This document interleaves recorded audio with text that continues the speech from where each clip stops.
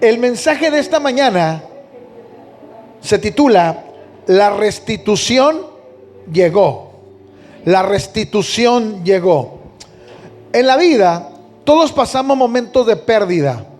Todos sabemos lo que es tener pérdidas en diferentes circunstancias o diferentes situaciones. Todos hemos pasado por esos momentos donde sentimos que alguien nos ha arrebatado algo, donde sentimos que alguien nos ha robado algo. Hay personas que nos meten en esa condición. A veces la traición de un amigo, el desprecio de un ser amado, la falta de apoyo de algún familiar. A veces son nuestras propias condiciones o nuestras propias situaciones las que nos meten en esas crisis. Decidimos mal, nos rodeamos de quien no debimos nunca rodearnos, no fuimos prudentes, tomamos malos hábitos, tomamos malas decisiones. El asunto es que ya sea por culpa de un externo o ya sea por una decisión personal, el diablo siempre te va a decir al oído que es tu culpa por lo que fallaste, que de esa situación nunca te vas a levantar, que lo que estás atravesando va a ser imposible que un día veas la salida. El diablo siempre va a querer convencerte de que de las crisis nunca vas a poder liberarte. Y entonces la gente pasa mucho tiempo sintiéndose mal y pasa mucho tiempo hablando consigo mismo, lamentándose a veces las malas decisiones. Hay gente que se vive lamentando diciendo: híjole, si hubiera pasado más tiempo con mis hijos, o si hubiera aceptado ese trabajo, o si hubiera rechazado aquel otro trabajo, o si me hubiera juntado con aquellas personas, o si me hubiera alejado de aquellas personas. No se dan cuenta que esos pensamientos nos alejan de lo mejor de Dios. Ahora, pasa también otra condición, otra situación. A veces creemos que las cosas malas nos suceden porque tenemos un mal nivel espiritual. A veces decimos: es que como no estoy tan bien con Dios, por eso me pasan cosas malas. Y esto no es necesariamente cierto. Hay gente que es buena cristiana, hay gente que tiene buen testimonio, hay gente que mantiene un buen nivel espiritual, pero los cristianos también sufren pérdidas. ¿Cuántos saben esto? Los cristianos también sufrimos pérdidas. También a los cristianos se nos enferman los hijos.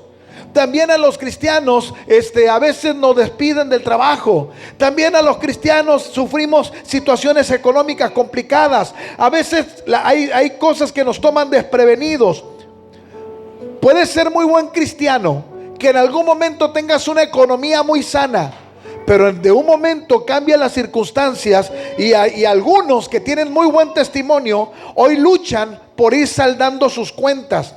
Porque esto no tiene que ver con si eres hijo de Dios o no eres hijo de Dios. ¿Dónde está la diferencia? Miren, cuando uno pasa por situaciones de pérdida, cuando uno viene de momentos de rachas largas, sobre todo las rachas largas, donde todo se pone mal, lo más fácil es conformarse y resignarse y decir: ¿sabe qué? Esto no va a cambiar.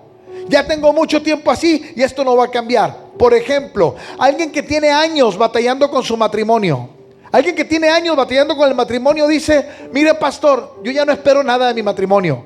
Ya me resigno con no divorciarme. Ya, simplemente con no perderla ya. Yo ya no estoy esperando un cambio, ya no estoy esperando que la situación y el ambiente en la casa mejoren. Ya me resigné, por lo menos con que no me divorcie, creo que será ganancia. Pero ¿cuáles son las buenas noticias? Las buenas noticias son que nuestro Dios es un Dios de restitución. Dios nunca dijo que no tendríamos situaciones malas. Dios nunca dijo que no tendríamos pérdidas. Lo que sí nos prometió es que se nos regresaría todo lo que nos fue quitado, todo lo que nos fue robado. Esa sí es la promesa. Ahora, cuando Dios restaura, cuando Dios restituye, no es que Dios te regresa lo mismo. El Señor hace en su misericordia que el enemigo pague por todo lo que se te ha robado. No, yo esperaba mejor amén ahí. El Señor hace en su misericordia que el enemigo pague todo lo que se te ha robado. No importa si fue tu culpa o si no fue tu culpa. No importa si es por ti o si es por alguien más. el Señor va a permitir que salgas mejor que antes. Tal vez cometiste errores, tal vez cometiste faltas, tal vez estás en problemas por malas decisiones, pero la misericordia de Dios es más grande que tus errores. La misericordia de Dios es más grande que tus faltas. La misericordia de Dios es más grande que aquello que decidiste de manera equivocada. Por eso es que amamos y creemos en nuestro Dios. Dile a alguien: Dios te hará salir. Pero ahora dile: pero te hará salir mejor. No es que Dios, yo quiero que se lleve esta palabra. Dios te va a hacer salir del problema. ¿Cuántos confían en eso? Pero no es que te va a hacer salir nada más, te va a hacer salir mejor que antes, porque esa es la restitución. Le doy cómo lo dice la Biblia. Se lo explico cómo dice la Biblia. La Biblia dice así. En la Biblia hay un principio. Si alguien te robaba una oveja, no es que te pagaba la oveja, te tenía que dar 4 veces lo que te robó. Si alguien te robaba un buey, no es que te pagaba ese buey, tenía que pagarte 5 veces más. Es más, hay momentos donde la Biblia dice que hay cosas que te hacían que se te tenía que devolver 7 veces lo robado. E Isaías dice que por cada situación injusta Dios hará que se te pague el doble. ¿Cuántos han pasado cosas injustas? Isaías dice: no te preocupes, por cada situación injusta se te va a pagar el doble. Eso es restitución. No es que Dios te regresa lo que tenías, sino que en el retorno hay una palabra de multiplicación de parte de Dios para ti y para mí. Yo creo que empieza un tiempo de restitución, un tiempo de retorno. No voy a estar igual que antes, voy a estar mejor, porque es lo que dice la Biblia. Aleluya. Alguien tiene que recibir esa palabra. Dios no prometió que no tendríamos problemas. Lo que sí prometió es que cuando salgamos de ellos vamos a estar mejor que antes. No, Señor, yo quisiera estar como antes. Estás equivocado, eso no es bíblico. La Biblia dice: por cada situación injusta, por lo menos el doble. Pero hay cosas que dice la Biblia, probablemente tiene 7 veces más. ¿Cuántos anhelan eso? Ahora, Dios nunca dijo que nos dejaría entonces como estábamos. Cuando nosotros hablamos, por ejemplo, de restaurar un coche viejo, de restaurar un auto viejo, cuando uno piensa en restaurar ese auto, uno piensa en dejarlo como en su estado original, como cuando está recién salido de la agencia. Ese es nuestro concepto de restauración, dejar algo como nuevecito. Sin embargo, Dios define la restauración de una manera diferente. Cuando Dios define restauración, el plan de Dios para restauración es mejorar, ascender, crecer, aumentar y multiplicar. Uy, yo lo esperaba más aleluyero esta mañana. Si yo pienso en restaurar, yo digo que se quede como estaba, igual. Y Dios dice: no, yo restauro, pero con una unción de crecimiento, de mejoría, de multiplicación, hacer que esto funcione mejor que antes. Ahora, tal vez hayas pasado por pérdidas y tal vez fueron tus malas decisiones, mi hermano, pero no puedes pasarte la vida llorando por las malas decisiones y lamentándote por las cosas que te han pasado. Tienes que aprender a sacudirte la idea de ese lastre de la culpabilidad. Hay gente que vive todo el tiempo pensando: no, pastor, es que después de esta situación que viví, ya nunca nada va a ser igual. Pastor, es que después de aquel momento, ya nunca mi vida va a ser la misma.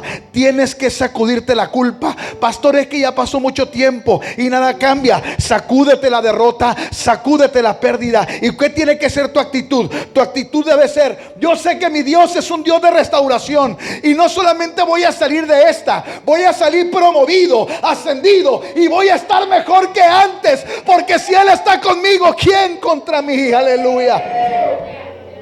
Si quieres ver a Dios restaurar, tienes que tener una mentalidad de restauración. No puedes pasarte la vida lamiendo tus heridas. Miren, yo lo ejemplificaba con una porción de la Biblia, y algunos recordarán cuando yo lo dije. En la Biblia está la historia del rico y Lázaro, ¿se acuerda? Lázaro no tenía heridas, Lázaro tenía llagas. Esas llagas, las llagas son heridas que están abiertas y que nunca sanan. Eso es una llaga. La diferencia entre una herida y una llaga es que la herida cierra, la llaga no cierra. La llaga es una herida que siempre está abierta y siempre está supurando. Dice la Biblia que el pobre Lázaro tenía llagas, heridas abiertas. Y dice la palabra que los perros venían y le lamían esas llagas, esas heridas. Sí, es cierto, la Biblia dice que al final el pobre Lázaro llegó delante de la presencia del Señor. Llegó al cielo, pero en la tierra ese hombre no dejó un buen testimonio. ¿Por qué? Porque en la Biblia los perros son símbolo de demonios. Eso es en la Biblia, los perros siempre son símbolo de demonios. Entonces, no estoy diciendo que si usted tiene perros tiene demonios. Ahora está, ay pastor, con razón el perro me ve así. No. Es más seguro que usted tenga demonios a que lo tenga el perro. Sí, aclarando. Es simplemente un simbolismo. ¿Ok? Pero estos perros lamían las heridas. ¿Por qué? Porque si en algo se deleita el diablo, es en estar lamiendo las heridas que usted no quiere cerrar. Cada herida que tú dejas abierta es el territorio perfecto para que el diablo te esté diciendo: nunca vas a mejorar, nunca vas a salir de aquí, nunca vas a vencer este dolor, nunca vas a vencer esta depresión. Por tanto, tienes que sacudirte esas heridas y tienes que convencerte. No importa quién te dañó, no importa cuáles situaciones difíciles te han tocado, tienes que pensar conforme a la palabra de Dios que algo bueno viene de camino. Cierra la herida y empieza a caminar en fe en el nombre de Jesús, convencido que la restitución ya viene. ¿Cuántos dicen amén a eso? Mira, a lo mejor usted dice: no, pastor, es que a mí me quebraron el corazón, entregué el corazón y lo rompieron, no me valoraron. Si alguien no te valoró, ya viene alguien mejor que te va a valorar. Así: no, pastor, viera, barrieron y trapearon conmigo. Si alguien barrió y trapeó contigo, va a llegar alguien que te va a amar profundamente. Alguien mejor viene. Así es. Pero es cierto, dígame. Mire, a lo mejor el primer reporte médico no salió bien. A lo mejor el primer reporte médico daba una diagnosis muy complicada. ¿Qué tiene que creer? Usted no puede estar pensando: no, ya aquí me voy a morir. Usted tiene que pensar: el próximo diagnóstico viene mejor, y el que sigue viene mejor, y el que sigue a lo mejor ya me dice que estoy completamente sano, porque Dios va a restaurar mi salud, no como antes, voy a estar mejor, aleluya, en nombre de Jesús. Yo tengo que aprender a frenar y a recuperar y a creer que estoy esperando un buen año. Entonces no es que vamos a estar como el año pasado, vamos a estar mucho mejor en el nombre de Jesús. No importa lo que usted haya vivido el año pasado. Ay, pastor, con que empiece a vender lo que venía en el 19, usted va a vender el doble, el triple y hasta 7 veces más en el nombre de Jesús. Y por cada pérdida, por cada momento amargo que has vivido, Dios está diciendo: mira, este no es el final, esto no termina aquí, viene algo increíble en tu futuro. Pero tú tienes que mantener la actitud correcta ante la pérdida. Cada cosa que tú perdiste, cada momento adverso, Dios lo va a usar para levantarte, para procesar tu vida y llevarte a un nuevo nivel. Todo aquello que te dañó, el Señor hará que el enemigo pague por todo lo que ha atentado contra tu vida. Dios es fiel, aleluya. Ahora, amén, alabe a Dios. Voltea con tu vecino y dile: haz tu parte. Dile a tu vecino: haz tu parte. ¿Sabe por qué? Yo no puedo estar en la vida reviviendo las decepciones. Hay gente con la que platicas y siempre está reviviendo la misma historia. La misma historia de dolor, de tragedia, de amargura. Parece que la asesoró Paquita, la del barrio, a la hermana. Toda la vida hay gente que está reviviendo todo el tiempo su tema de dolor. Le pasa como a aquella hermana que se congregaba en una mega iglesia Y de pronto esta hermana que se congregaba en esta iglesia tan grande, el pastor notó que la hermana lloraba cada culto, pero lloraba con aquel desazón. Y lloraba tan lastimosamente. Un domingo, 2 domingos, 3 domingos en aquel llanto tan así, tan fuerte. Y el pastor preocupado porque vio que no era un llanto normal. El pastor se le acerca. Como era una iglesia muy muy grande, no es que el pastor podía tener conocimiento de cada caso. Y le dice: hermana, disculpe, tal vez peco de imprudente, pero tengo 3 domingos notando que usted en el altar, a lo mejor no sé si tiene más tiempo, no me había percatado, pero tengo 3 semanas que yo la veo a usted llorando con aquel desazón y con aquella amargura y aquel vacío. Dígame, hermana, ¿le podemos servir en algo? No, la hermana para pronto: pastor, es que usted no sabe. Y el pastor: no sé, pero dígame, ¿en qué podemos ayudarle? Pastor, mi marido me dejó. Y el pastor se queda pues impactado: y me dejó por una más joven, pastor. Le dijo: pastor, híjole, hermana, pues qué lamentable. Y me duele mucho, pastor, me duele mucho. No sabe usted lo que me duele. Y el pastor preocupado le dijo: hermana, qué pena, hombre. ¿Y cuándo se fue su esposo? Hace 25 años, pastor, pero me duele como si se hubiera ido ayer. Tenía 25 años la mujer lamentándose todavía por el tipo aquel que se había escapado. Amados, parece de risa, pero hay gente que tiene 5, 6, 10 años todavía en un pozo por la misma situación. Sacúdete eso y empieza a confesar restitución, empieza a confesar tiempos buenos. Sacúdete esa mentalidad de que estás en el pozo y empieza a decir lo que dice la Biblia: yo he sido puesto por cabeza y no por cola, dice la Escritura.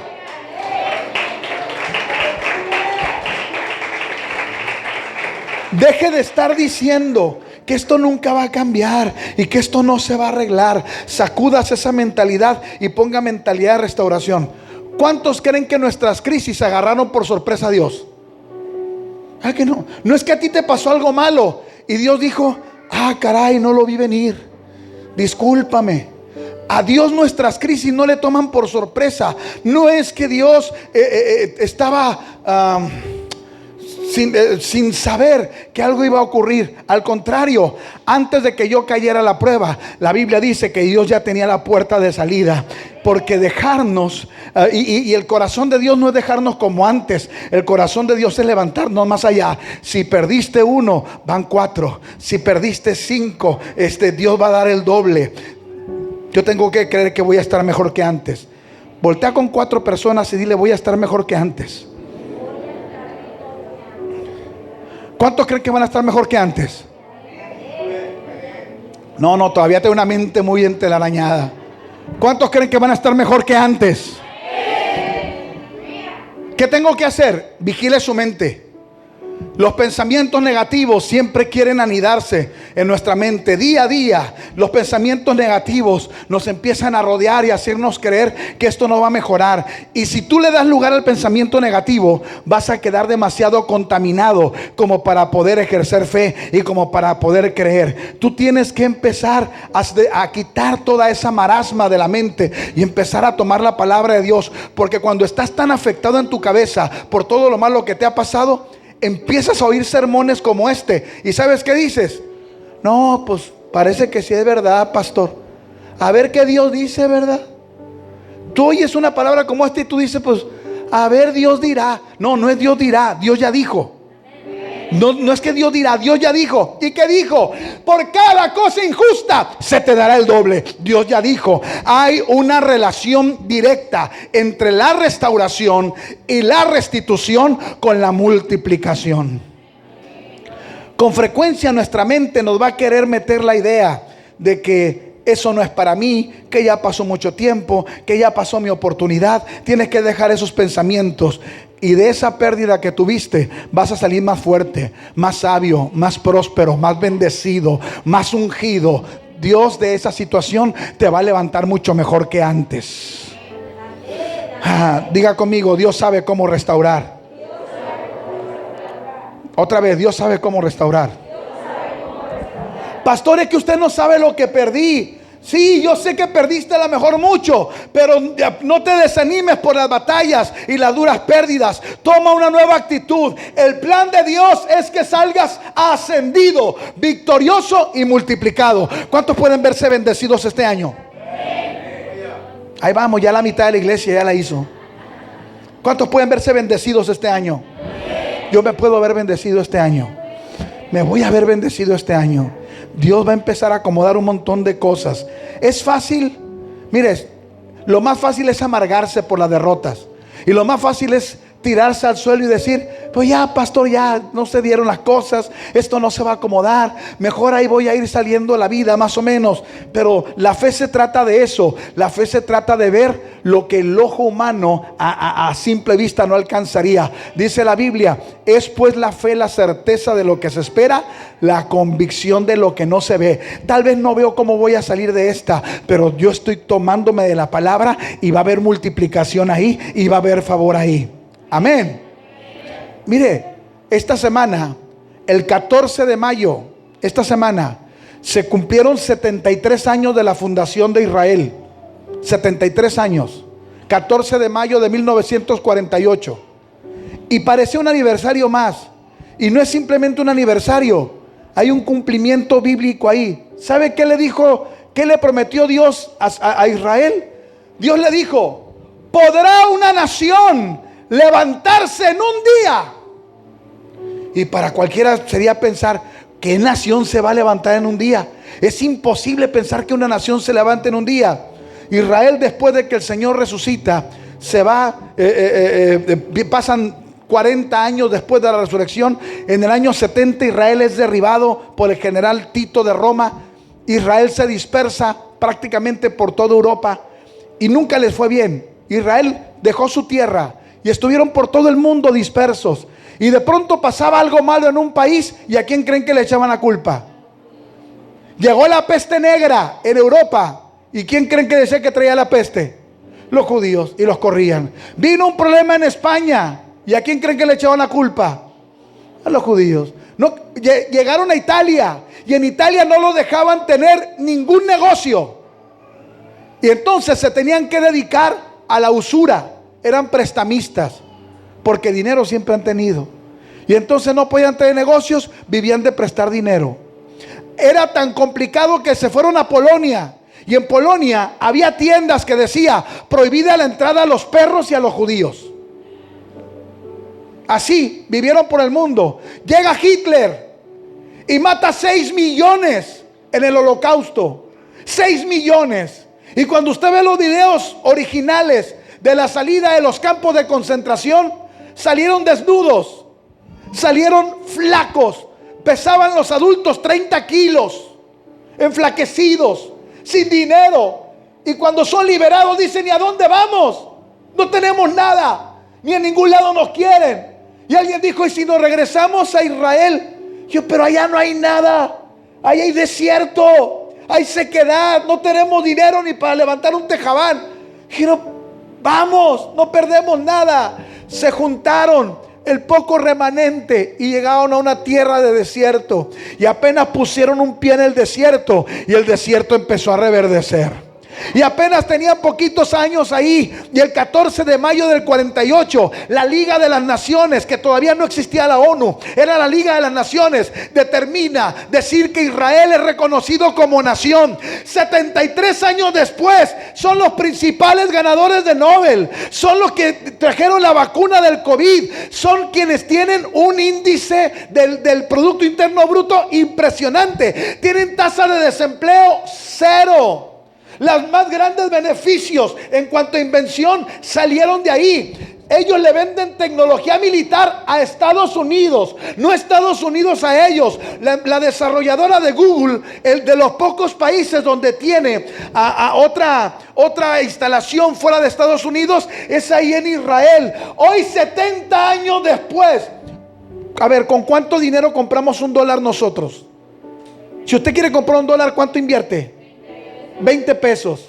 ¿Sabe con cuánto shekel, que es la moneda de Israel, se compra un dólar? Con 3. Nosotros ocupamos 20, ellos ocupan 3. Como ocupar 3 pesos. Significa que su economía es tranquilamente 10 veces mejor que la nuestra. ¿Por qué? Y tienen 70 años y tienen solo 9 millones de habitantes.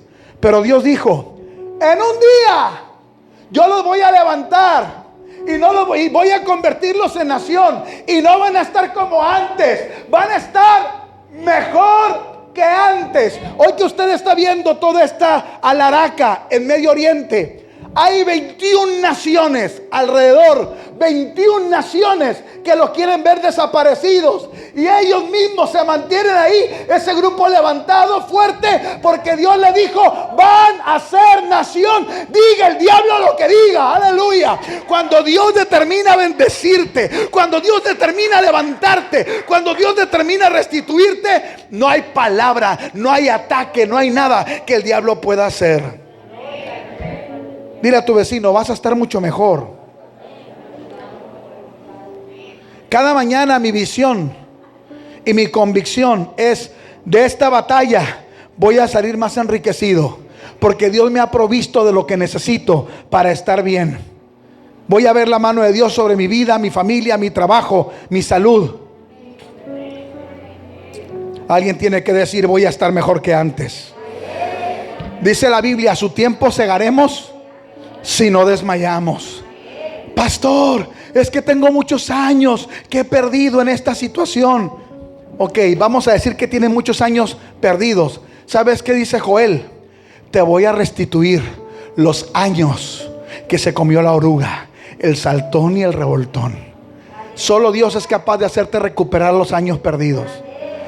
Y usted dirá: pastor, ¿cómo? ¿Me va a regresar el tiempo atrás? ¿Cómo recupera Dios los años? Tal vez tuviste una infancia dolorosa, tal vez tuviste una infancia traumática o una juventud terrible. No importa, tal vez no pueda regresar el tiempo atrás, pero Dios va a hacer que los años que tengas en el presente y en el futuro sean tan reconfortantes que no te ocupes extrañar aquellos años tan difíciles que viviste antes.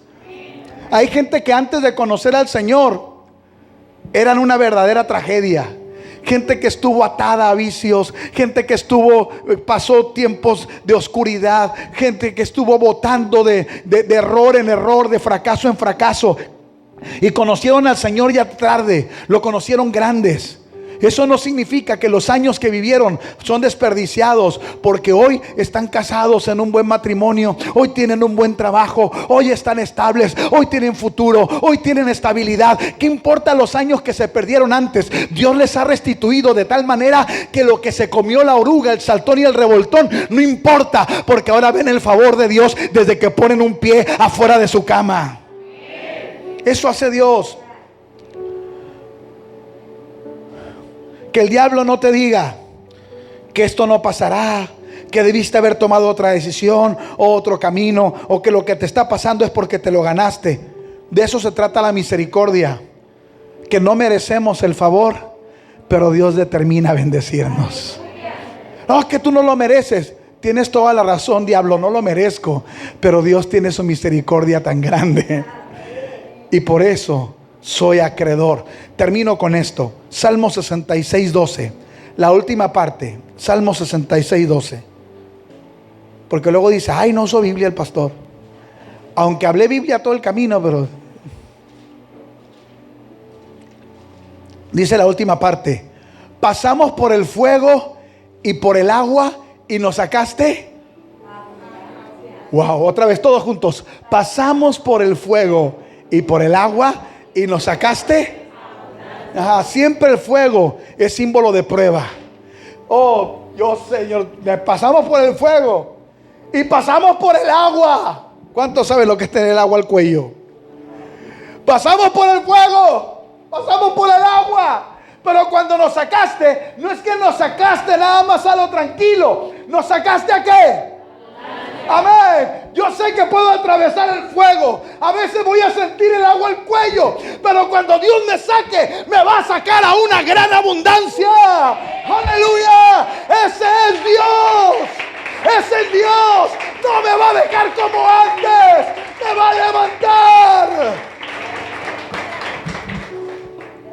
Concluyo. La Biblia, una de las historias que más me encanta de la Biblia, es un momento donde Israel está sitiado, dice la Biblia, por los enemigos. Los habían rodeado de tal suerte que Israel no podía nadie entrar y nadie salir. Duró tanto tiempo el sitio que adentro la crisis empezó a golpear. No había quien les vendiera producto, no había de dónde conseguir alimento. Entonces la situación se hizo caótica. Dice la Biblia que empezaron a comer cosas desagradables. Incluso dice la palabra, ya hablaban de comerse a los bebés, de la hambruna que estaba dándose. Un día Dios dice: ¿saben qué? Esto se va a acabar mañana. Profetizo que esto se acaba mañana. Y hubo gente que incluso ni siquiera oyó la voz del profeta. La palabra narra que cuando ellos iban caminando, el Señor produjo un efecto, un sonido tan estruendoso que los enemigos en el campamento no oyeron a 4 leprosos. Dice la Biblia que ellos oyeron como si vinieran muchos ejércitos detrás de ellos. Y los enemigos dijeron: ¡ah! Israel se puso de acuerdo con otros pueblos y nos van a hacer pedazos. Tuvo tanto miedo el enemigo que ni siquiera se fijaron. Se levantaron y salieron corriendo, dejando todo. Cuando los leprosos entran al campamento, dice la Biblia que había comida, pero había ropa, había joyas. Cuando estos iban por un pedazo de pan, cuando entran, comen lo que no habían comido en la vida. Llegaron flaquitos y salieron bien bendecidos. Como mi brother. Salen, pero no solamente salieron comidos, salieron cambiados. Y había joyas, las joyas que nunca tuvieron. Cuando regresan dijeron, ellos mismos piensan: no podemos estar así, dijeron. Tenemos que ir con el pueblo y avisarles, si no haríamos mal. Y se ponen los trajes y se ponen las joyas. Ya van cachetones, rositas. Van con un traje Armani, zapatos de piel corte italiano, unas joyas, una esclava buchona. Llegan, el guardia los ve y le dice: váyanse, somos los leprosos. No, dijo, no tienen cara de leprosos. Así no se ven los leprosos. Somos los leprosos VIP. Ellos oyeron. Amados, ellos salieron en una condición. Cuando regresan, no es que regresan como estaban, regresan mucho mejor. Y no es que el pueblo de Dios recuperó libertad, estaban mejor que antes, porque ni siquiera tuvieron que trabajar para tener alimento, ropa, joyas. Simplemente Dios determinó sacarlos bendecidos. Ese es el plan de Dios desde el principio. Dios permite que el pueblo atraviese circunstancias, pero a la salida salimos bendecidos. Israel estuvo preso en Egipto 400 años, pero cuando salieron de ahí, salieron cargando toda la bendición del enemigo. Amados, tuvimos un año 2020 difícil, pero este 2021 ha llegado el tiempo de la restitución. Dios nos va a restituir, Dios nos va a levantar poderosamente en el nombre de Jesús. Si pasaste algo injusto, te digo lo que dice Isaías: se te pagará el doble. El doble por cada situación injusta, porque Dios es fiel.